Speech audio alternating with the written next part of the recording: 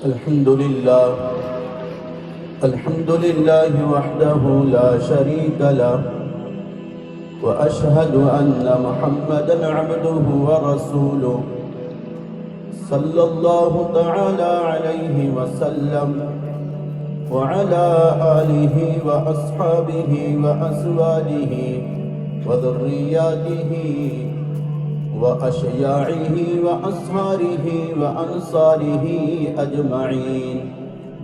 أما بعد فقد قال الله تعالى: أعوذ بالله من الشيطان الرجيم.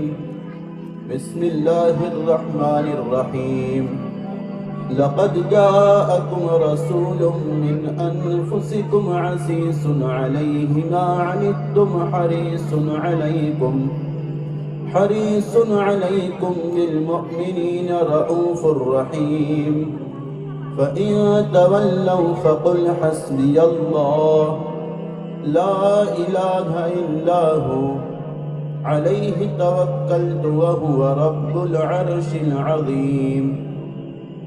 صدق الله العلي العظيم.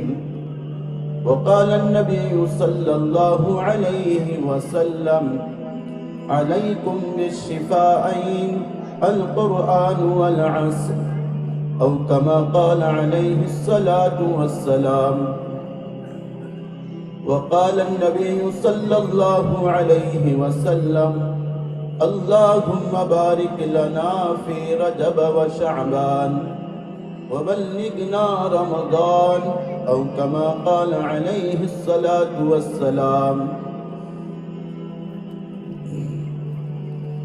معزز و مکرم اسٹیج پر جلوہ فروز علماء کرام، قابل صدر محترم حضرت قاری حافظ ناظم الدین صاحب، سامعین با تمکین، پردہ نشین خواتین، ایک مرتبہ درود شریف پڑھ لیں. اللہم صلی علی سیدنا و مولانا محمد وعلى آل سيدنا ومولانا محمد صلاة دائمة مقبولة تؤدي بها عنا حقه العظيم. شعبان المعظم کے باب میں علماء نے لکھا ہے اس مہینے میں درود کی کثرت کرنا چاہیے. سوال ہے کہ کیوں کرنا چاہیے؟ جواب اس کا یہ ہے چونکہ درود پاک پڑھنے کی جو آیت قرآن کریم میں اللہ نے نازل کی ہے، اس کے بعد میں مفسرین کے ایک جماعت کی رائے یہ ہے کہ وہ آیت شعبان المعظم میں اللہ نے اتاری ہے. تو جب درود شریف پڑھنے کا حکم شعبان کے مہینے میں آیا ہے تو اس مہینے میں درود شریف کثرت سے پڑھنا یہ بھی گویا کہ بہتر اور افضل ہوگا. اور دوسری وجہ علماء نے یہ بیان کی ہے، ہمارے نبی نے فرمایا شعبان شہری، شعبان میرا مہینہ ہے اور رمضان اللہ کا مہینہ ہے. چونکہ شعبان کو ہمارے نبی کے ساتھ نسبت اعلیٰ لگی ہوئی ہے کہ آقا فرما رہے کہ میرا مہینہ ہے، اپنی طرف اس کی نسبت کر رہے ہیں. اس بنا پر اس مہینے میں درود پڑھنا اور کثرت سے آقا پر صلاۃ السلام پڑھنا مستحب اور افضل ہوگا. زاد السعید میں یہ بات منقول ہے، زاد السعید میں یہ بات منقول ہے، ایک قیامت کے دن ایک آدمی ہوگا، آقا کا امتی ہوگا، وہ جب اپنا نامہ اعمال تلوانے کے لیے جائے گا تو نامہ اعمال کے ترازو میں اس کا نیک عمل اور برا عمل دونوں سیم ہو جائیں گے. اب اس کی گاڑی اٹک گئی، وہ نہ پاس ہوا نہ ناکام ہوا. اگر اس کو ایک نیکی نہ ملے تو ہو سکتا ہے جہنم میں چلا جائے. اب وہ حیران اور سرکردہ پریشان ہیں. اسی ساعتوں میں ایک حسین جمیل شخصیت رونما ہوگی، اس کے سامنے اس کے پاس ایک پرسہ ہوگا، حدیث میں آتا انگلی کے پورے کے برابر، اس انگلی کے ایک پورے کے برابر ایک پرسہ ہوگا، وہ شخصیت اس پرسے کو لا کر اس کے نیک اعمال کے ترازو میں ڈال دے گی، اور اس کی وجہ سے اس کا نیک اعمال بڑھ جائے گا، وہ جنتی ہو جائے گا۔ اب وہ بڑا خوش ہو رہا اور بڑا فرحتوں سے انبساط سے مچل رہا ہے، وہ شخصیت کے پاس جائے گا، بڑی منت سے پوچھیں گا آپ کون ہیں، آپ کون سی ذات ہے اور آپ کیا شخصیت ہے؟ وہ شخصیت اعلیٰ کہے گی کہ میں تیرا نبی محمد مصطفیٰ صلی اللہ علیہ وسلم۔ وہ کہیں گا یہ پرسہ جو آپ نے میرے نامہ اعمال میں ڈالا ہے یہ کیا تھا؟ کہا کہ ایک مرتبہ تو نے بڑی محبت سے درود پڑھا تھا، وہ درود شریف پڑھنا مجھے پسند آیا تھا، اس بنا پر وہ سنبھال کے رکھا گیا اور آج اس کے ذریعے تجھے نجات عطا کی گئی۔ تو میں ایک تمہید آپ کے سامنے عرض کر رہا ہوں کہ شعبان کا مہینہ مبارک ہے، اس میں درود شریف کی کثرت کا حکم ہے۔ دو اس کی وجہ ہے، ایک وجہ یہ ہے اسی مہینے میں درود شریف کی آیت کریمہ اتاری گئی، دوسری وجہ یہ ہے اسی مہینے میں اسی مہینے کے بارے میں آقا نے فرمایا شعبان شہری، شعبان میرا مہینہ ہے اور رمضان اللہ کا مہینہ ہے۔ اس لیے نبی علیہ السلام کا ایک عمل تھا، جب بھی رمضان آتا اس سے پہلے صحابہ میں خطبہ دیتے، آپ صحابہ میں مجلس لیتے اور آپ صحابہ کو رمضان کے بارے میں ترغیب دیتے، عمل کے لیے تیار کرتے۔ اس سے یہ پتہ چلتا ہے کہ رمضان سے پہلے رمضان کے متعلق ترغیب دینے کے لیے جوڑنا اور سر جوڑ کر بیٹھنا، سننا سنانا اور فکریں کرنا صحابہ اور نبی کا عمل ہے۔ آپ نے شعبان کے آخر میں ایک ایسے انداز میں خطبہ دیا، آپ فرما رہے وہ دیکھو کون آیا، وہ کون آیا؟ صحابہ نے پوچھا کون آیا؟ آپ نے فرمایا قد اذلکم شہر رمضان، تمہارے سامنے رمضان کا مہینہ آ رہا ہے۔ آپ نے اس طرح اس شعبان کو گویا کہ شعبان کے مہینے میں رمضان کا استقبال کیا ہے۔ اس لیے شعبان کے معنی علماء نے لکھے ہیں، شعبان کے معنی پھیل جانا، جیسے لائٹ کی روشنی پھیل رہی، اسی طرح شعبان کے معنی پھیلنا، چونکہ اس مہینے میں شعبان کے مہینے میں اللہ کی طرف سے انوارات، برکات اور برکتیں، خیرات، عافیتیں پھیل جاتی ہیں، اس بنا پر شعبان کو شعبان کہتے ہیں۔ حضرت نبی علیہ السلام شعبان کے مہینے میں عمل کو بڑھا دیا کرتے تھے، اور امی جان سیدہ عائشہ رضی اللہ تعالی عنہ فرماتی ہیں آپ پورا مہینہ رمضان کے علاوہ جس کے روزے رکھا کرتے تھے وہ شعبان کا مہینہ ہے، آپ کثرت سے روزے رکھتے تھے۔ کثرت سے اس مہینے میں روزے رکھنے کی وجوہات بہت ہیں، ایک وجہ محدثین نے یہ نقل کی ہے، جیسے فرض نمازیں 5 ہیں، ہر نماز سے پہلے سنتیں سوائے مغرب کے، فجر سے پہلے 2 رکعت، ظہر سے پہلے 2 رکعت، عصر کے پہلے 4 رکعت، عشاء سے پہلے 4 رکعت۔ اس سنتوں کی حکمت یہ ہے تاکہ فرض نماز میں دل لگ جائے، فرض نماز میں دل جمی ہو، فرض نماز کی طرف توجہ ہو جائے، اس کی یہ حکمت ہے۔ اسی طرح رمضان کے روزے فرض ہے، شعبان میں آقا روزے رکھتے تاکہ امت کو تعلیم ہو جائے، نفل روزے کے ذریعے رمضان کے فرض روزوں کی عادت ہو جائے اور فرض روزوں کے اندر توجہ اور تقرب مزید حاصل ہو جائے، اس بنا پر آپ روزے رکھوایا کرتے تھے شعبان کے اندر۔ بلکہ صحابہ کے باب میں آتا شعبان کے مہینے میں صحابہ کرام قرات قرآن کو بڑھا دیا کرتے، اپنی زکاتوں کو بھی نکالا کرتے تھے۔ ہاں، ہم جیسے رمضان میں زکوٰۃ نکالتے ہیں، مسئلہ یہ ہے اگر کوئی سال گزرنے سے پہلے زکوٰۃ ادا کرنا چاہے اور زکوٰۃ دینا چاہے، حالانکہ سال ابھی پورا نہیں ہوا، تو سال گزرنے سے پہلے زکوٰۃ دی جا سکتی ہے۔ تو صحابہ زکوٰۃ نکالتے تاکہ غربا فقراء رمضان کی تیاری کرے۔ صحابہ تلاوت کا اہتمام کرتے تاکہ رمضان میں تلاوت کی عادت مزید بڑھ جائے۔ حضرت نبی علیہ الصلوۃ والسلام نے فرمایا علیکم بالشفاءین، دو شفا کی چیزیں اپنے لیے استعمال کرو، تم پر لازم ہے اس سے شفا حاصل کرو۔ پہلی چیز بتائی العسل، شہد سے شفا حاصل کرو۔ ترمذی شریف کی روایت ہے جو مہینے کے 3 دنوں میں لگاتار صبح کے وقت نہار پیٹ شہد کا استعمال کرے، اللہ تعالیٰ پورا مہینہ اسے کوئی بڑی بیماری، جادو اور کوئی ضرر لاحق نہ ہونے دے گا۔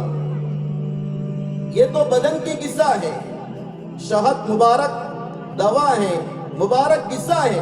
حضرت عمر رضی اللہ تعالیٰ عنہ فرماتے تھے اگر کسی کے چہرے پر پمپلس آ جائے، چہرہ خراب ہو جائے یا بدن میں کسی جگہ زخم لگ جائے، شہد لگایا کرو، چونکہ قرآن کہہ رہا فیہ شفاء للناس، شہد میں ہر بیماری سے بدن کی شفا ہے۔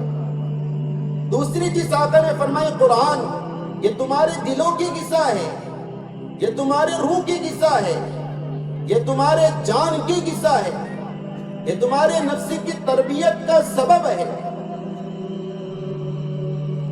اس لیے سب سے بڑا ذکر قرآن ہے، سب سے اعلیٰ ذکر قرآن ہے۔ نبی علیہ الصلوۃ والسلام نے فرمایا جو دل قرآن سے خالی ہو اور جس دل میں قرآن کا کوئی حصہ محفوظ نہ ہو، وہ ویران گھر کی طرح ہے، وہ ویران گھر کی طرح ہے۔ آقا نے فرمایا جیسے ویران گھر میں شیاطین اور جنات کا تسلط اور قبضہ ہو جاتا ہے، اسی طرح خالی دل میں شیطان کا قبضہ ہو جاتا ہے۔ مسلمانوں قرآن سے اپنے آپ کو وابستہ کرو۔ ان مکاتب کی تعلیم اور ان کی بنا کا مقصود یہ ہے ہر مسلمان قرآن سیکھے، شعبان میں قرآن سے اپنے آپ کو وابستہ کرو تاکہ رمضان کا مہینہ قرآن کے ساتھ گزر جائے۔ فقہاء نے، محدثین نے رمضان کے 4 اعمال لکھے ہیں، حدیث میں بھی آیا 4 اعمال کا۔ پہلے حدیث کی سنا دو۔ آقا نے فرمایا رمضان میں 4 چیزوں کا اہتمام کرنا، لا الہ الا اللہ، اس کا اہتمام کرنا، چلتے پھرتے، اٹھتے بیٹھتے، سوتے جاگتے، محفل میں، تنہائی میں، سفر میں، حضر میں، ہر جگہ خالی وقت میں لا الہ الا اللہ کہنا۔ ملا علی قاری رحمت اللہ علیہ فرماتے ہیں جو حدیث میں آتا ہے کل قیامت کے دن ایک بندہ ہوگا، اس کے سارے نامہ اعمال گناہوں سے بھرے ہوں گے، سارے نامہ اعمال گناہ سے بھرے ہوں گے۔ اب اس کو کوئی امید نہ ہوگی کہ میں کامیاب ہو سکتا ہوں۔ ایک پرزہ دیا جائے گا، ایک بطاقہ دیا جائے گا، چٹھی دی جائے گی، اس سے کہا جائے گا کہ اس کے بدلے تو اپنے گناہوں کو تول لے۔ وہ کہیں گا مجھ سے مذاق مت کرو، یہ معمولی سا پرزہ یہ سارے گناہوں کے باب میں اور موازنہ میں اور تقابل میں کیسے تولا جائے گا اور کیسے وہ وزندار ہوگا؟ اس سے کہا جائے گا نہیں تول کرا۔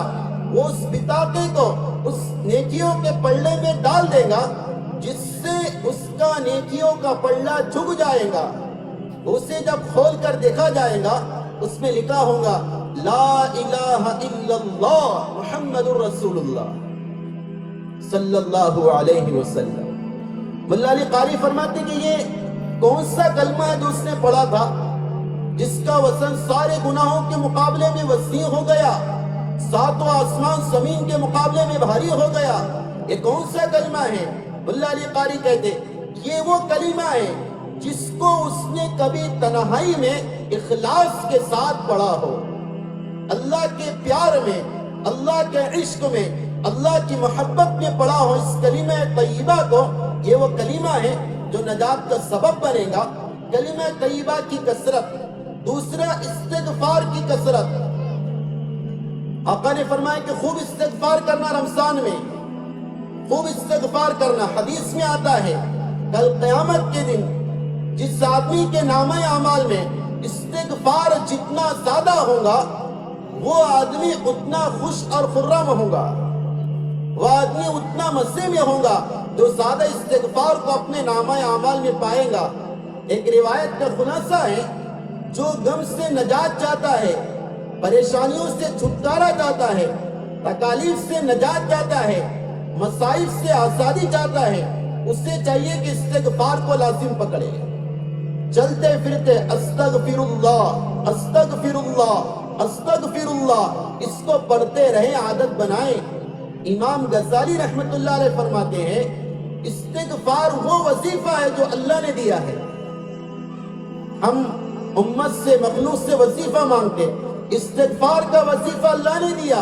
استغفار کرو تمہاری اولاد میں برکت, استغفار کرو تمہارے مال میں برکت, استغفار کرو تمہاری کھیتیوں میں برکت, استغفار کرو تمہارے مالوں میں اور تمہارے جانوں میں اللہ برکت عطا فرمائے گا. یہ دو چیزیں, دو اور چیزیں آقا نے بیان کی ہے صلی اللہ علیہ وسلم. آپ نے فرمایا کہ جنت کو طلب کرنا, جنت کو طلب کرنا. اللہم انی اسألک جنت الفردوس, ہر دعا میں مانگنا یا اللہ مجھے جنت الفردوس کا بغیر استحقاق کے وارث بنا دے, بغیر استحقاق کے وارث بنا دے. میں اہلیت تو نہیں رکھتا لیکن تیری شفقت سے نا امید نہ ہوں, تیری رحمت سے نا امید نہ ہوں. یہ دعا کرے, جنت کو مانگے, تیسری چیز. اور چوتھی بتائیں جہنم سے پناہ طلب کرے, یا اللہ مجھے جہنم سے بچا لے, جہنم سے بچا لے. ایک حدیث میں آتا ہے جو روزانہ فجر اور مغرب کی نماز کے بعد 7 مرتبہ یہ دعا پڑھے گا, اللہم اجرنی من النار, اللہم اجرنی من النار, 7 مرتبہ سنت اور نفل سے فارغ ہو کر مصلی پر بیٹھے ہوئے مرد بھی عورتیں بھی 7 مرتبہ پڑھے اللہم اجرنی من النار, اللہم اجرنی من النار. یہ 7 مرتبہ اگر کسی نے مغرب کے بعد پڑھ لیا, اسی رات میں انتقال ہو گیا, اللہ جہنم سے آزادی عطا فرما دے گا. فجر کی نماز کے بعد پڑھا, اس دن اگر انتقال ہو گیا, اللہ تعالیٰ اسے جہنم سے چھٹکارا عطا فرما دے گا. اس لیے جہنم سے نجات طلب کرے, جہنم سے پناہ مانگے, اس مہینے کا وظیفہ ہے. یہ 4 وظائف حدیث میں آئے اور 4 چیزیں علماء نے نقل کی ہے. ایک چیز فرمائی روزہ رمضان کا, یہ فرض ہے, یہ فرض ہے. اس کا مقصد ہے تاکہ تم متقی بن جاؤ, تاکہ تمہارے اندر تقوی حاصل ہو جائے. رمضان تقوی کا مہینہ, رمضان ایمان کا مہینہ, رمضان صلاح فلاح کا مہینہ. حدیث میں آتا نبی اکرم صلی اللہ علیہ وسلم نے فرمایا اگر کسی نے بغیر عذر کے ایک روزہ چھوڑ دیا رمضان المبارک کا, اور پھر اس کی پاداش میں, اس کے کفارے میں اور اس کے فوج شدہ فضائل کو حاصل کرنے میں ساری زندگی روزے رکھے, تو بھی وہ ایک فرض روزی کی برابری اس کو حاصل نہیں ہوگی. ایک فرض روزہ. ہمارے معاشرے میں روزے کے تعلق سے بڑی غفلتیں ہیں, تساہل بڑھتا جا رہا. مزدور سمجھتا ہے کہ میں مزدوری کرتا روزے کیسے رکھوں گا, لیبر سمجھ رہا میں کام کر رہا روزے کیسے رکھوں گا, تاجر کہہ رہا کہ میں تجارت میں روزے کیسے رکھوں گا. نہیں, اچھی طرح سنو, نہ تجارت عذر ہے, نہ مزدوری عذر ہے, اور نہ اجیر کا کام عذر ہے, اور نہ کسی کی مصروفیت عذر ہے. بلکہ حدیث میں آتا نبی علیہ الصلوۃ والسلام نے فرمایا جو رمضان کا روزہ چھوڑ دے, جو رمضان کا روزہ چھوڑ دے وہ اللہ کی نگاہ سے گر جاتا ہے. اس لیے عزیزو ایک کام آپ یہ کرنا, مردوں سے بھی کہہ رہا, مستورات سے بھی کہہ رہا, میرا فرض روزہ نہ چھوٹے. عورتوں کے لیے ناپاکی کے ایام میں اجازت ہے چھوڑنے کی, لیکن ان کے لیے بھی حکم ہے کھلم کھلا نہ کھائے. روزی کی حالت میں اگر رمضان میں مخصوص ایام ہے کھلم کھلا نہ کھائے, بلکہ روزے دار کی مشابہت اور نقل کرے. اور ایک عمل یہ بتایا، ناپاکی کی حالت میں نماز بھی معاف ہے، روزہ بھی معاف ہے، روزے کی قضا کریں گی، نماز کی قضا نہیں کریں گی، نماز کی قضا نہیں کریں گی۔ ابن الحمام نے مخصوص ایام میں مسورات کے لیے ایک مستحب عمل بتایا نماز کی اہمیت کے لیے، کہ اگر کوئی خاتون مخصوص ایام میں ہے، نماز نہ پڑھ سکتی، لیکن جب نماز کا ٹائم آئے، نماز کا وقت آئے، وضو کرے، مصلی پر بیٹھے، 10 منٹ تک اللہ کا ذکر کرے تاکہ نماز کی عادت برقرار رہے۔ یہ عمل لکھا، رمضان کے روزے کی قضا ہے۔ دوسری چیز بتائی، رمضان میں تراویح کی نماز، ہمارے نبی نے فرمایا من قام رمضان ایمانا و احتسابا غفر له ما تقدم من ذنبه او كما قال علیہ الصلوۃ والسلام، جو رمضان کے مہینے میں 2 صفت کے ساتھ تراویح پڑھے، ایک تو ایمان کے ساتھ، دوسرا احتساب کے ساتھ، کیا اس پر اللہ ثواب دے گا؟ تراویح کے ایک سجدے پر 60,000 نیکیاں ملتی ہے۔ اس احتساب کے ساتھ قرآن سننے کا ثواب، جس میں نفل کا ثواب فرض کے برابر ہے، جو اس طرح نماز پڑھے تراویح کی، آقا فرما رہے اللہ اس کے سارے گناہوں کو معاف فرما دے گا۔ اس لیے تراویح نہ چھوڑے۔ مسورات بھی، مرد بھی مسورات سمجھتی کہ ہم پر تراویح نہیں، تراویح کی نماز سنت موقدہ ہے، سنت موقدہ ہے۔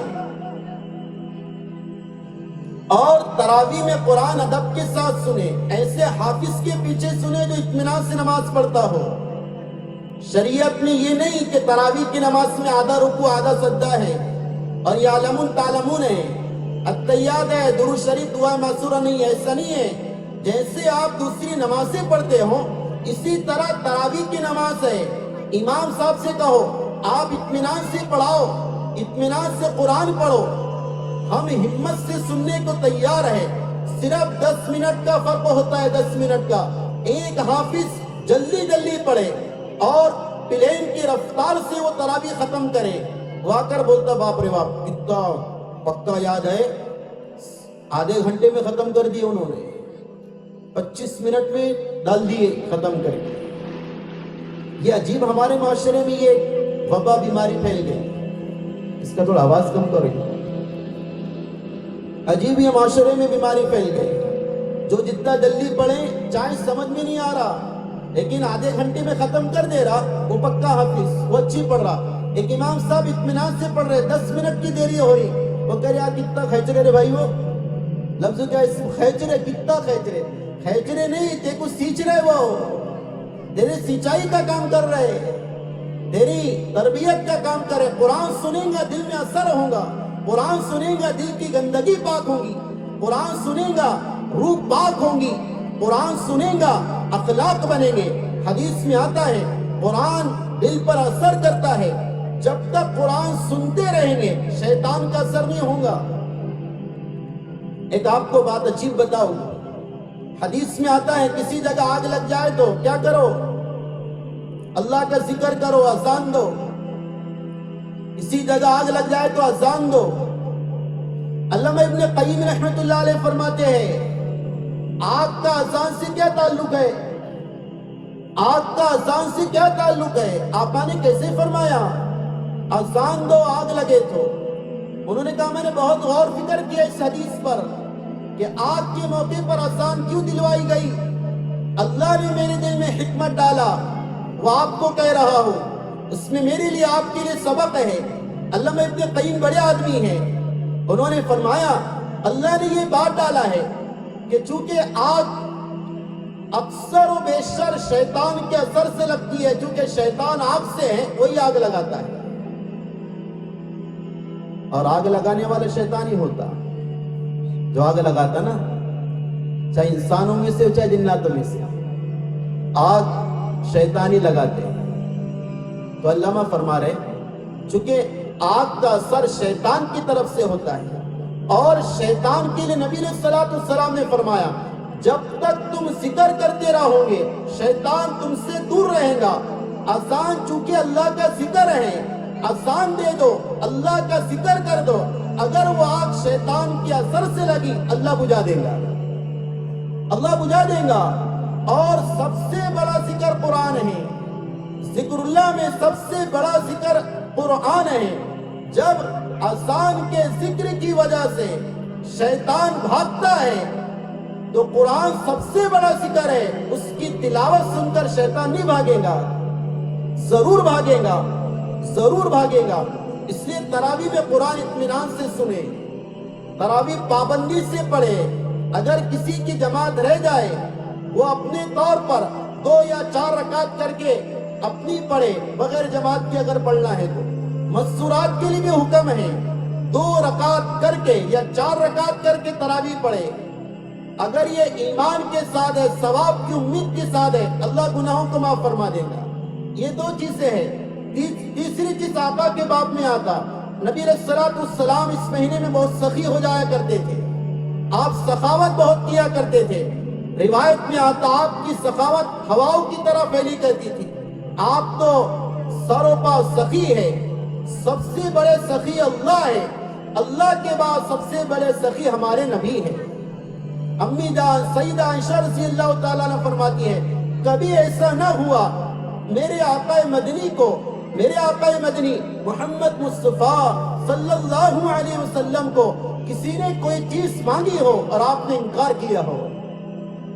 ایک مرتبہ آقا نامدار سرکار مدنی محمد مصطفیٰ صلی اللہ علیہ وسلم مجلس میں تشریف فرما تھے۔ ایک صحابی آئے، آ کر کہا کہ اللہ کے نبی، آپ کے بدن پر جو جھبا نظر آ رہا یہ مجھے بڑا پیارا لگ رہا، میری درخواست ہے کہ آپ مجھے دے دو، وہ جھبا مجھے دے دو۔ اگر ہم سے کوئی مانگ لے آنکھ کا قمیص تو ہم انکار کرتے ہیں، میرا ہے، ابھی آنکھ پر ہے، بدن پر ہے۔ راوی کہتے آقا مجلس سے اٹھے، اندر گئے اور اس جھبے کو اتار کر آئے، کہا کہ لے لے، یہ لے لے، اور آپ نے چادر اوڑھی۔ اس صحابی جب باہر گئے، ایک دوسرے صحابی نے کہا کہ تو نے ایسا چیز کا سوال کیا جو آقا کے پاس ایک ہی تھا۔ کہا کہ میں سوال کرنے کے لیے مجبور تھا، میں نے پہننے کے لیے نہیں مانگا، میں نے کفن کے لیے مانگا ہے، تاکہ اس چادر میں مجھے کفن دیا جائے۔ آقا کے کپڑوں میں بھی برکت ہے، آقا کے نام میں بھی برکت ہے۔ لبوں پر نام محمد ہو تو لب مہکے، زباں مہکے، لبوں پر نام محمد ہو تو لب مہکے، زباں مہکے، عرب مہکے، عجم مہکے، یعنی سارا جہاں مہکے، صلی اللہ علیہ وسلم۔ سلطان ناصر الدین رحمت اللہ علیہ بہت متقی سلطان اور بڑے پائے کے بزرگ تھے، آقا کا بڑا ادب کیا کرتے تھے۔ ہاں، ادب سے انسان تعمیر ہوتا ہے، ادب ہی پورے دین کا خلاصہ ہے، ادب پورے دین کا خلاصہ ہے۔ سلطان ناصر الدین کا ایک خادم تھا جس کا نام محمد تھا۔ ایک مرتبہ حضرت نے اس سے بلوایا، لیکن جس وقت بلوایا اس کا نام لینے کی بجائے کہا تاج الدین ادھر آؤ۔ اب وہ آ تو گیا، لیکن آنے کے بعد اس کام سے فارغ ہونے کے بعد اس کو یہ خیال ہوا کہ شاید میرا آقا مجھ سے ناراض ہے، جس کی وجہ سے آقا نے میرا نام نہیں لیا، تو وہ اپنے گھر چلا گیا۔ 3 دن تک غیر حاضر رہا، واپس نہیں آیا۔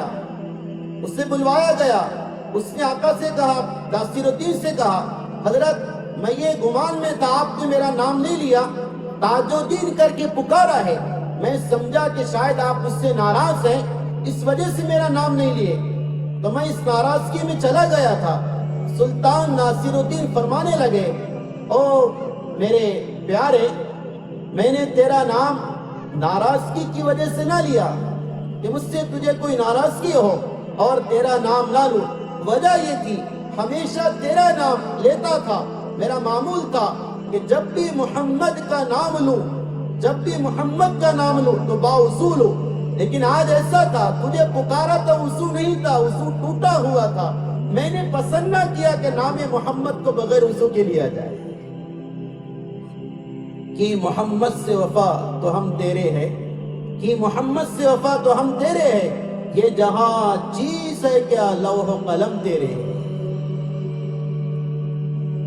امام مالک رحمت اللہ علیہ بڑے امام ہیں، انہوں نے عجیب بات لکھی ہے جس گھر میں محمد نام کا بچہ ہو، جس گھر میں محمد نام کا بچہ ہو، اللہ تعالیٰ اس گھر میں رزق کی تنگی کبھی نہیں آنے دیں گے، رزق کی تنگی کبھی نہیں آنے دیں گے۔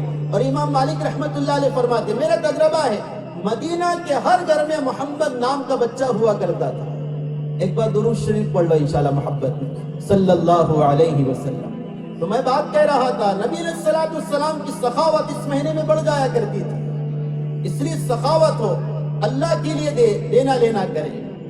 اور چوتھی چیز، ہمارے آقا اس مہینے میں دعاؤں کا بہت اہتمام کیا کرتے تھے، اس لیے عزیزو دعاؤں کا اہتمام کریں اس مہینے کے اندر۔ علامہ جزری رحمت اللہ علیہ نے 25 مقامات لکھے جہاں پر دعا قبول ہوتی ہے۔ علامہ جزری رحمت اللہ علیہ نے ابن سنی کے اندر 25 مقامات لکھے جہاں پر دعا قبول ہوتی ہے۔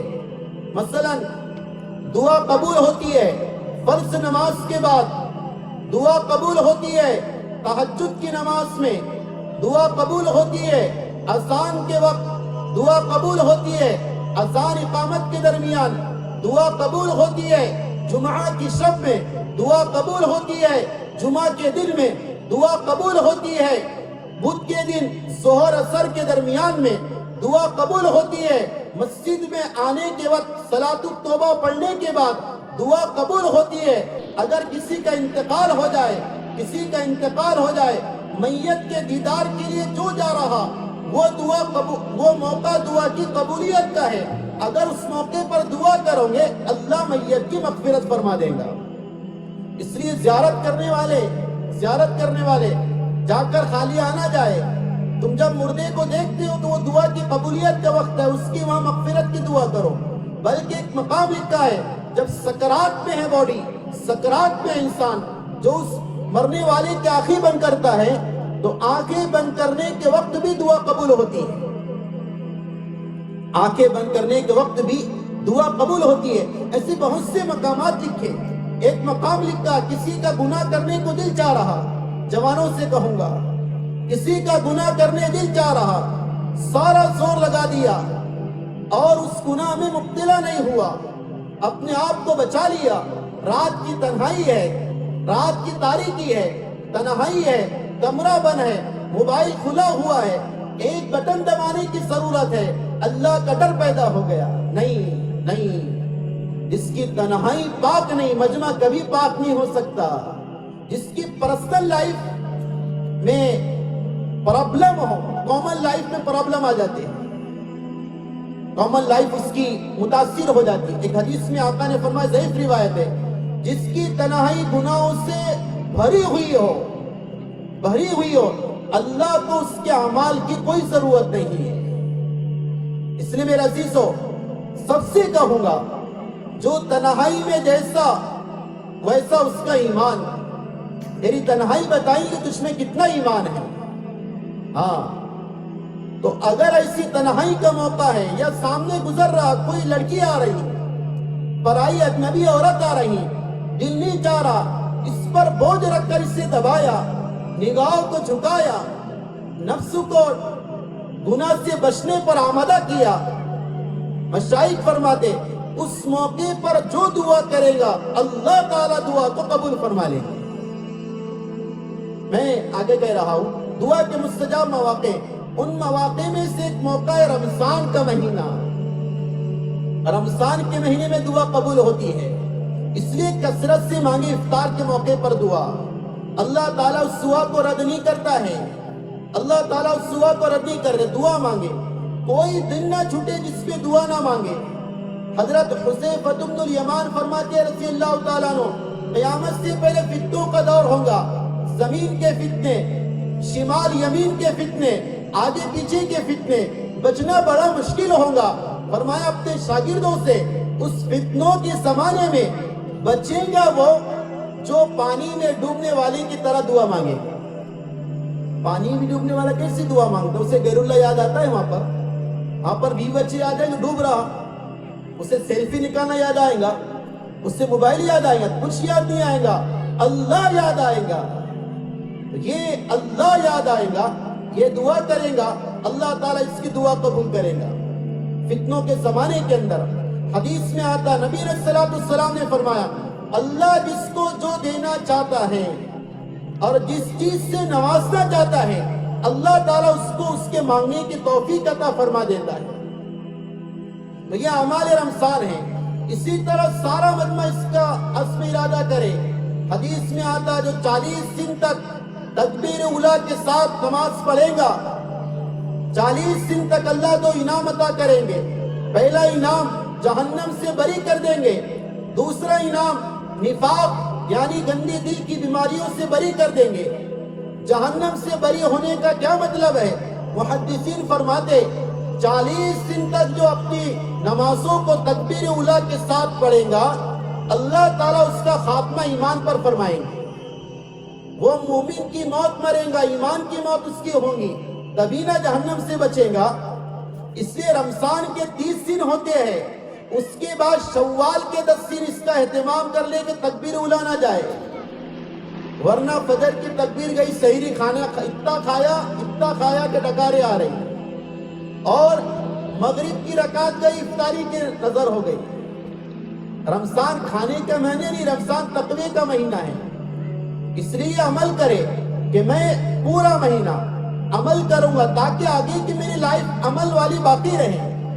حدیث میں نبی علیہ الصلوۃ والسلام نے فرمایا، ہر چیز کی زکوٰۃ ہے، ہر چیز کی زکوٰۃ، مال کی زکوٰۃ، سونے کی زکوٰۃ، گولڈ چاندی کی زکوٰۃ، تجارت کے سامان کی زکوٰۃ، جانوروں کی زکوٰۃ۔ یہ 5 نصاب ہوتے ہیں زکوٰۃ کے۔ آقا نے فرمایا تمہارے بدن کی بھی زکوٰۃ ہے۔ صحابہ نے پوچھا بدن کی زکوٰۃ کیا ہے؟ آپ نے فرمایا بدن کی زکوٰۃ روزہ رکھنا ہے۔ جو روزوں کا اہتمام کرے گا، اللہ تعالیٰ گویا کہ اس کے بدن کو پاک کر دیں گے۔ جیسے مال زکوٰۃ نکالنے سے پاک ہو جاتا ہے، اسی طرح بدن روزہ رکھنے سے پاک ہو جاتا ہے۔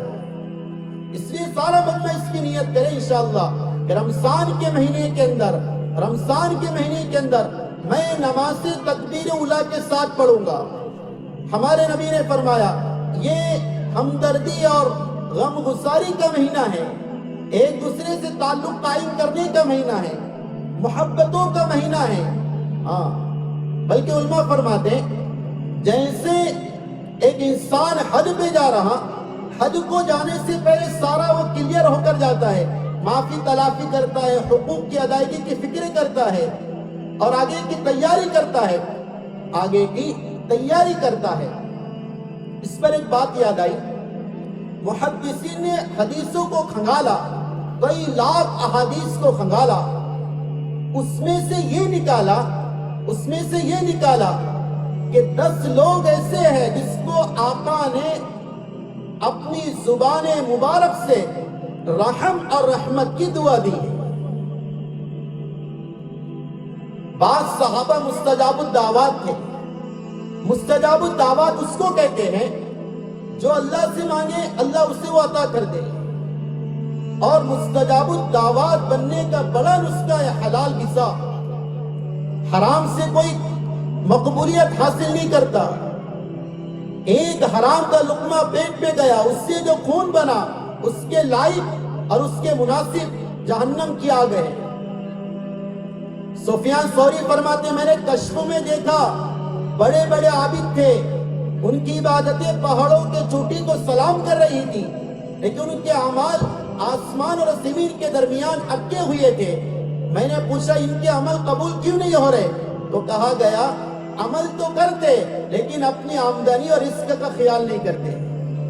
حرام کھا لیا، بغیر اجازت کے کھا لیا، بہنوں کی میراث کھا لیا، قرضہ لے کر ادا نہیں کیا، کسی کو مال دپل میں بیچ کر عیبدار مال بیچ دیا، کسی کو جھوٹ بول کر مال فروخت کر دیا، وغیرہ وغیرہ۔ ناجائز آمدنی سے جو مال حاصل ہوتا ہے، موبائل پر ایسا کاروبار کر رہا، ایسا آن لائن بزنس کر رہا جس کی شریعت میں اجازت نہیں، ایسا مال کھا لیا، تو یہ ایسا مال گویا کہ جو خون اس سے بنے گا وہ خون گناہ کی طرف لے جائے گا۔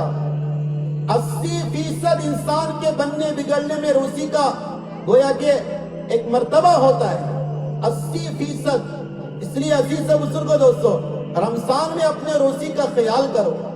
میں کہہ رہا تھا مستجاب الدعوات بننے کے لیے یہ روزی پر خیال کرنا بڑا اہم وظیفہ ہے. 5 صحابہ مستجاب الدعوات تھے، خصوصاً حضرت سعد بن ابی وقاص ہمارے آقا کے ماموں ہیں، خاندانی ماموں، سگے ماموں نہیں، آقا کے 2 سگے ماموں ہیں. آقا کے 2 سگے ماموں ہیں. میں نے ایک رسالہ جمع کیا، اس میں آقا کی ساری رشتہ داریاں، آپ کے ماموں، خالو، چچا، پھوپا، پھوپھی، آپ کے خسر، آپ کے خوش دامن، آپ کے ساڑو، آپ کے سالیاں، وہ ساروں کے نام ہیں. یہ آپ کے 2 ماموں ہیں. اور سعد بن ابی وقاص آپ کے خاندانی ماموں ہیں. اس خاندان سے گویا کہ آپ محبت کرتے تھے، انہوں نے آپ کو گویا کہ اپنا فرد مانا تھا، اس بنا پر وہ ماموں ہو گئے. وہ سعد بن ابی وقاص مستجاب الدعوات تھے، جو بھی دعا کرتے اللہ قبول کر لیتے. انس بن مالک رضی اللہ تعالیٰ عنہ مستجاب الدعوات تھے، بلکہ حضرت انس رضی اللہ تعالیٰ عنہ صاحب حضوری بھی تھے. صاحب حضوری کس کو کہتے ہیں؟ صاحب حضوری اس آدمی کو کہتے ہیں جس کے خواب میں روزانہ آقا آتے ہو صلی اللہ علیہ وسلم. صاحب حضوری اس کو کہتے ہیں جس کو روزانہ نبی کی زیارت ہوتی ہے. علماء نے لکھا ہے جس کو اگر ایک بھی بار نبی کی زیارت ہو جائے خواب کے اندر، ایک بار نبی کی زیارت ہو جائے خواب کے اندر، یہ اس بات کا اشارہ ہے اس کی موت ایمان پر ہوئی، اس کی موت ایمان پر ہوئی. خواب میں آپ کو آقا کی صورت کیسی بھی نظر آئے، وہ نبی ہوتے. دیکھو ایک نکتہ آپ کو بتاؤں، شیطان خواب میں آتا ہے، کسی کی بھی شکل میں آ سکتا ہے، حتیٰ کہ اللہ کی شکل میں بھی. اللہ اپنے آپ کو اللہ بھی بول سکتا ہے کہ میں خدا ہوں، ایسا ہو سکتا ہے. لیکن شیطان کبھی نبی کی صورت میں نہیں آ سکتا ہے، چونکہ آپ سراپا ہدایت ہے، شیطان سراپا گمراہی ہے. گمراہی ہدایت کی شکل میں کبھی نہیں آ سکتی. حضرت تھانوی نے اس پر لکھا ہے جب شیطان آپ کی صورت میں نہیں آ سکتا ہے تو جو آدمی نبی کی جیسی صورت بنا لے شیطان اس سے بھی دور بھاگے گا، اس کے قریب بھی نہیں آئے گا. جو اپنی زندگی کو نبی کی زندگی کی طرح بنا لے شیطان اس سے دور بھاگے گا. بلکہ لکھا ہے دجال جب قیامت سے پہلے آئے گا ہر ایک پر اس کا بس چلے گا.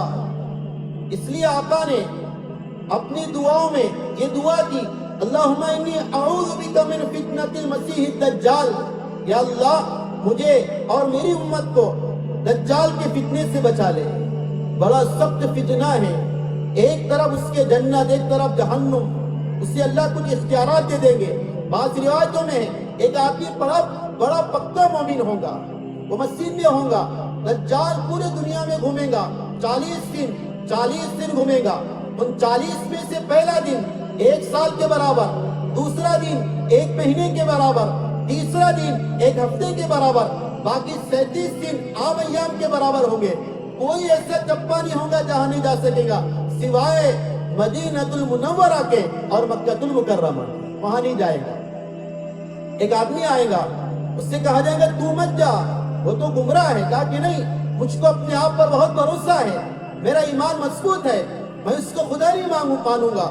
جب وہ آدمی وہ شخص اس کے سامنے آئے گا، اس کے کرتوتوں کو دیکھے گا اور اس کے اختراعات کو دیکھے گا، اس کی شعبدہ بازی کو دیکھے گا، تو وہ پکا ایمان والا بھی اس کو خدا مان لے گا. آدھا ربی، یہ میرا رب ہے. تو بڑا وہ سخت فتنہ ہے. علماء نے لکھا ہے دجال سب پر حملہ کر سکتا ہے، لیکن جو سنت سے وابستہ ہے، نبی کی سنتوں کو زندگی میں سجایا ہوا ہے، مرد ہو یا عورت، اس پر دجال کا بس نہیں چلے گا. چونکہ دجال بھی گمراہی ہے، سنت ہدایت ہے، گمراہی کا بس ہدایت پر نہیں چل سکتا ہے. اس لیے ارادہ کرو انشاءاللہ کوئی سنت آج سے موت تک نہیں چھوڑیں گے، کوئی سنت نہیں چھوڑیں گے. یہی حقیقی عشق ہے، یہی حقیقی عشق ہے. اے جنت میں نے مانا، اے جنت تجھ میں حور و قصور رہتے ہیں. اے جنت تجھ میں حور و قصور رہتے ہیں. میں نے مانا کہ ضرور رہتے ہیں, میں نے مانا کہ ضرور رہتے ہیں. میرے دل کا طواف کر اے جنت, میرے دل کا طواف کر اے جنت, میرے دل میں حضور رہتے ہیں صلی اللہ علیہ وسلم. جس کے دل میں حضور ہوں گے وہی ساری سنتوں کا اہتمام کرے گا. اسے ایک سنت چھوٹنے پر ایسا افسوس ہوگا جیسے 500 کے نوٹ گرنے پر افسوس ہوتا ہے, چہرہ اتر جاتا ہے. اگر بیلنس مار رہا غلط نمبر سے کسی اور کے موبائل میں چلا گیا کتنا افسوس ہوتا ہے. سمجھے, ایک دن کی مزدوری گر گئی کتنا افسوس ہوتا ہے. بزنس میں لاس ہو گیا کتنا افسوس ہوتا ہے. اللہ کرے کہ یہ افسوس مجھے آپ میں پیدا ہو جائے کہ ایک عمل تھا نماز, اس کی سنتیں چھوٹ گئی. ایک عمل تھا آسان, اس کی سنتیں چھوٹ گئی. صبح کی سنتیں چھوٹ گئی, رات کی سنتیں چھوٹ گئی. میں آپ کو ایک بات کہہ رہا تھا, محدثین نے حدیثیں تلاش کی, اس میں 10 ایسے افراد کو تلاش کیا جس کو آقا نے دعا دی. اس پر کہہ رہا تھا صحابہ مستجاب الدعوات کے بعد صحابہ. جب صحابہ میں 5 صحابہ مستجاب الدعوات ہے تو نبی تو بطریق اولا, ہمارے آقا ہمارے حضور بطریق اولا مستجاب الدعوات ہوں. آقا کسی کو دعا دے دے اس کی تو گویا کہ دنیا بھی بن گئی آخرت بھی بن گئی. اس کی لوٹری لگ گئی جو آقا کی دعا میں اپنا حصہ سنبھالے. 10 ایسے لوگ ہیں, اس کو میں سناتا چلوں. میں اس پر کہہ رہا ہوں حقوق العباد ادا کرنے کے تعلق سے آقا نے فرمایا, وہ آپ کو سنا رہا ہوں, چند باتیں سنو. عمل کی نیت سے, مجھے کوئی خاص تقریر نہیں کرنا ہے, جو کرنا ہے وہ بتا رہا ہوں آپ کو. یہ سارے عمل کی چیزیں, اس کا تعلق عمل سے ہے, اس لیے میں نے ابھی تک سارے کرنے کی چیزیں کہا. یہ کرنا ہے, اس سے بچنا ہے. اب آج سے یہ عمل کرنا, 10 لوگوں میں شامل اپنے آپ کو کر لینا. پہلی بات, آقا نامدار محمد مصطفیٰ صلی اللہ علیہ وسلم نے فرمایا جو عصر کی نماز سے پہلے 4 رکعت سنت غیر موقعہ کا اہتمام کرے گا اللہ اس پر رحم نازل فرمائے گا, اللہ اس پر رحمت نازل فرمائے گا. میرے عزیزو, آج رحم کی مجھے بھی ضرورت ہے, آپ کو بھی ضرورت ہے. اس قید خانے میں کون ایسا ہوگا جو رحم کا متلاشی نہ ہو؟ ایسے پیاسا پانی کا متلاشی ہے, یہ انسان رحم کا متلاشی ہے. اللہ کے رحم کے بغیر نہ میں کچھ کر سکتا ہوں نہ آپ کچھ کر سکتے. اللہ کا رحم فضل. تو عصر کی نماز سے پہلے 4 رکعت سنتیں پڑھنے والا رحم کی دعا کے مستحق. آقا نے فرمایا جو باپ یا ماں اولاد کی تربیت کے لیے تنبیہ کرے اللہ اس پر رحم نازل فرماتا ہے. تیسری چیز آقا نے فرمائی جو شخص سرحدوں کی حفاظت کرتا ہے اللہ اس پر رحم نازل کرتا ہے. چوتھی چیز آقا نے فرمائی جو شخص سنتوں کا اہتمام کرتا ہے اللہ اس پر رحم نازل فرماتا ہے.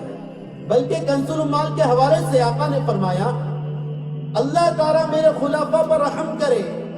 صحابہ نے پوچھا آپ کے خلفاء کون ہیں, آپ کے نائب کون ہیں؟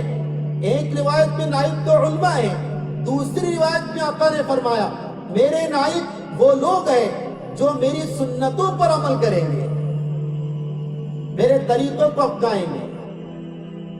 5واں عمل جس سے رحم کا حصہ ملتا ہے, میاں بیوی رات میں سوئے, مردی کی آنکھ کھل جائے, اپنی بیوی کو تہجد میں اٹھائے, اگر وہ نہ اٹھے پانی ڈال کر اٹھائے, اللہ کو اتنا پسند آتا ہے.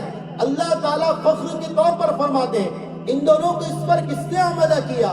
فرشتے کہتے آپ کی محبت نے اور آپ کے خوف نے. اللہ فرماتا جو یہ مانگیں گے میں عطا کروں گا اور جس چیز سے پناہ چاہیں اس سے بچا لوں گا. اور ہمارے نبی نے فرمایا اللہ ان پر رحم بھی نازل فرماتا ہے. اسی طرح آقا نے فرمایا جو میری باتوں کو سنے اور اس کو دوسروں تک پہنچائے اللہ اس پر رحم نازل کرے گا. اس سے دعوت نکلتی ہے, امر بالمعروف نہی عن المنکر, یہ بھی آقا کی رحم کی دعا کا مستحق ہونے کے اسباب میں سے. جو بات سنے دوسروں کو پہنچاؤ, اس مبارک محنت کو اپنی زندگی کا حصہ بناؤ. مرد بھی مسورات بھی, امر بالمعروف نہی عن المنکر انبیاء کا طریقہ ہے, ہمارے آقا کا طریقہ ہے. جو بھی سنو دوسروں تک پہنچاؤ. جو نہیں معلوم دوسروں سے پوچھو۔ اسی طرح آپ نے ایک شخص سے فرمایا جس پر اللہ کے لیے اللہ کے دربار میں رحم کی دعا کی گئی، اللہ اس پر رحم کرے جو موت سے پہلے اپنے سارے حقوق کو ادا کر دے، سارے حقوق ادا کر لے۔ حدیث میں تو اس طرح آتا ہے، وہ حدیث سنا دوں، کسی نے کسی کا حق دبا دیا یا کسی کے آبرو ریزی کر دی، کسی کو بے عزت کر دیا، اب وہ نادم اور پشیمان ہوا اور اس سے معافی مانگ لیا، اس سے آگے کے لیے توبہ کر لیا، جو حق کا ادا کر دیا، آقا فرمائے اللہ اس پر رحم نازل فرمائے گا۔ اس لیے ہم پر جو حقوق ہے، قرض کے، بیوی کا مہر ادا نہیں کیا، بیوی کا مہر ہے ادا نہیں کیا، بغیر ادا کیے مر گیا۔ علامہ ابن نجیم کہتے ہیں بیوی کے مہر میں سے اگر کوئی مرد 50 روپے ڈبو دے، حدیث میں لفظ آتا ہے دانک کا، دانک درہم کا چھٹا حصہ ہے، وہ تقریباً 40-50 روپے بنتے ہیں۔ میں مثال کے طور پہ کہہ رہا، 50 روپے کوئی ڈبو دے اپنے بیوی کے مہر میں سے، کل قیامت کے دن وہ بیوی اس کے نامہ اعمال میں سے 700 مقبول نمازیں نکالیں گی، 700 مقبول نمازیں 50 روپے کے بدلے میں۔ اور آپ کہیں مفتی صاحب کمپرمائز کر لیں گے نا، وہاں پر کمپرمائز کر لیں گے نا، وہاں کمپرمائز نہیں ہوگا، وہاں ماں بیٹے کا کمپرمائز نہیں ہو رہا، میاں بیوی کا کہاں سے ہو جائے گا؟ بلکہ ایک روایت ہے مصنف ابن ابی شیبہ کے حوالے سے، آقا نے فرمایا جو اپنے بیوی کا مہر ادا کیے بغیر مر جائے اور وارثین بھی ادا نہ کرے مرنے کے بعد، کل قیامت کے دن ایسا آدمی چاہے نکاح کرنے والا تھا، کل قیامت کے دن زانیوں کے صف میں کھڑا ہوگا۔ اس لیے حق ہے، میراث اگر بہنوں کی نہ دیا، جیسے حرام مال کھانا برا ہے، ناجائز ہے، اسی طرح بہن کی میراث نہیں دینا یہ برا ہے۔ یہ رمضان کے پہلے کا سبق، رمضان کا سبق، میں حقوق و لباس سے اپنے آپ کو بری کر لوں، رمضان میں پیش ہونا ہے، اس شعبان میں تیاری کرنا ہے۔ تیاری کا طریقہ یہ ہے نہ اللہ کا حق باقی رہے نہ بندوں کا حق باقی رہے، اس طرح اپنے آپ کو تیار کرو۔ کسی کو ستایا، کسی کو رلایا، کسی کو پریشان کیا اور کسی کا حق دبایا، معافی مانگ لو۔ آج موقع ہے، آج موقع ہے، آنکھ لگنے کے بعد کوئی موقع نہیں، ترسے گا۔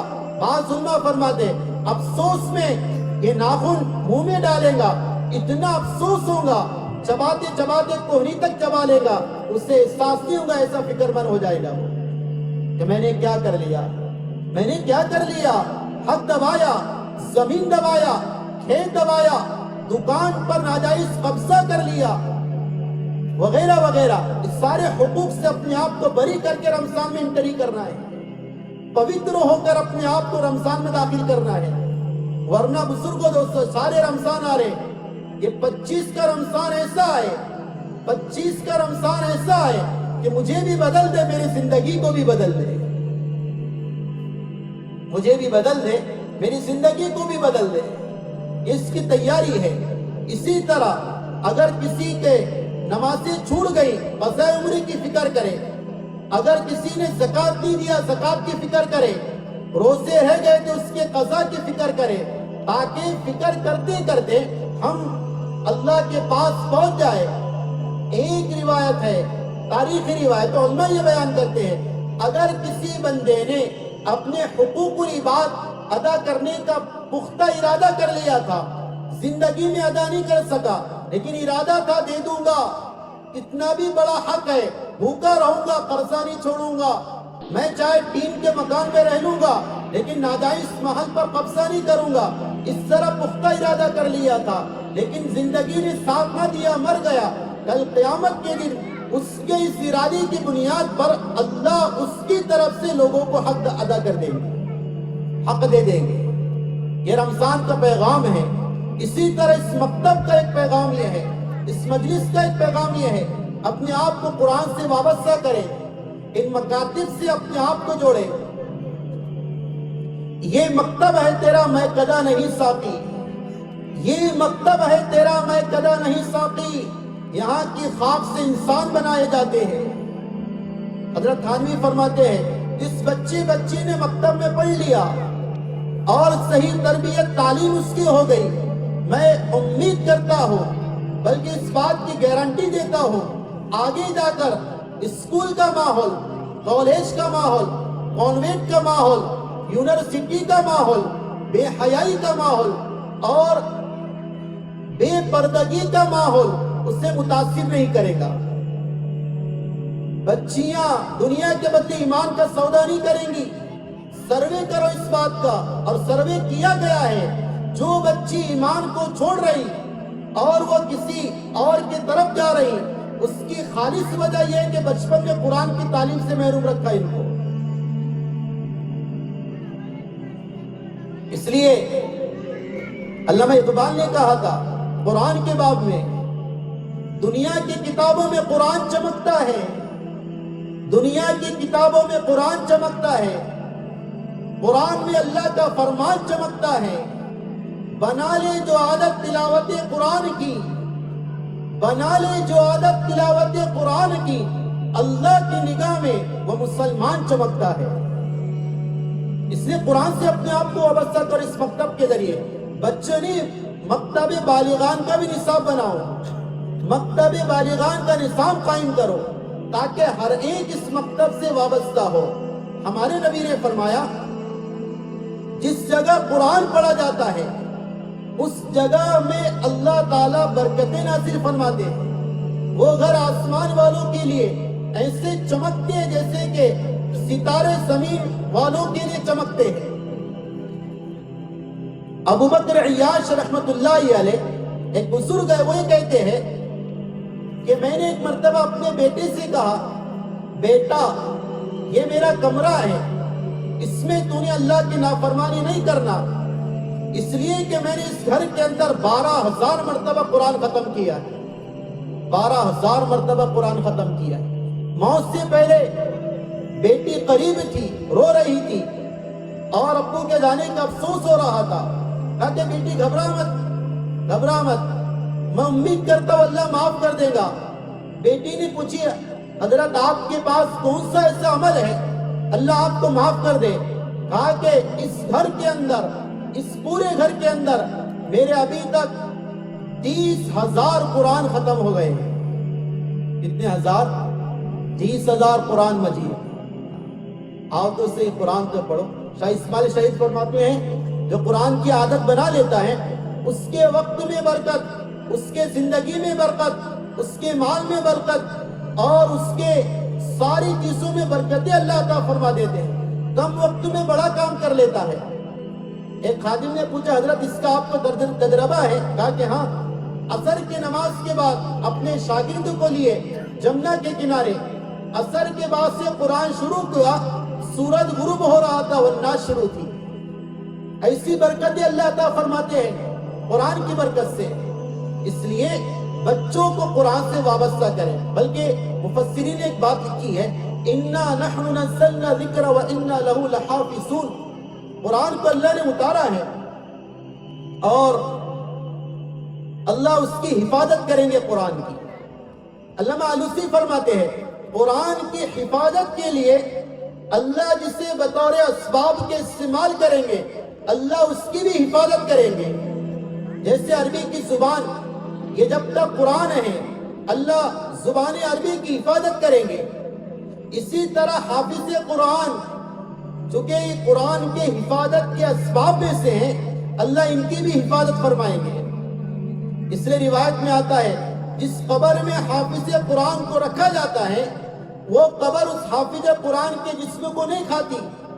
اور علامہ سیوطی نے ایک روایت نقل کی ہے کہ جس جگہ حافظ قرآن دفن ہوتا ہے، قرآن کا عاشق دفن ہوتا ہے، اللہ تعالیٰ اس قرآن والے کی برکت سے اطراف کے 7 قبر والوں کو عذاب قبر نہیں دیتا ہے۔ ایک بزرگ فرماتے میں نے قرآن کی حفاظت اس طرح میں نے اس کا اندازہ کیا کہ میں جو قرآن پڑھتا تھا ان کو محبت کی نگاہ سے دیکھا کرتا تھا، بچوں کو محبت کی نگاہ سے دیکھا کرتا تھا۔ اللہ نے قرآن والوں کو محبت کی نگاہ سے دیکھنے کا انعام مجھے یہ دیا، میری خاندان میں آج اکثر و بیشتر علماء حفاظ پیدا ہو گئے۔ ایسی برکتیں ہوں گی ان کو محبت کی نگاہ سے دیکھنے پر۔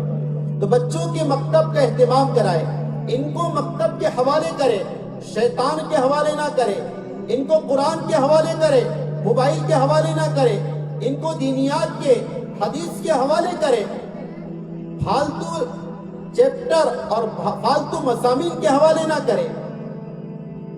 اس لیے آپ نے دیکھا ہوگا بچہ جب مکتب میں آتا ہے قرآن سینے سے لگا کر آتا ہے، یہ اس بات میں صورتحال میں کہہ رہا، یہ قرآن مجھے قبر میں بھی اور دنیا میں بھی اور قیامت کے دن میں بھی نجات دے گا، میرے ساتھ رہے گا۔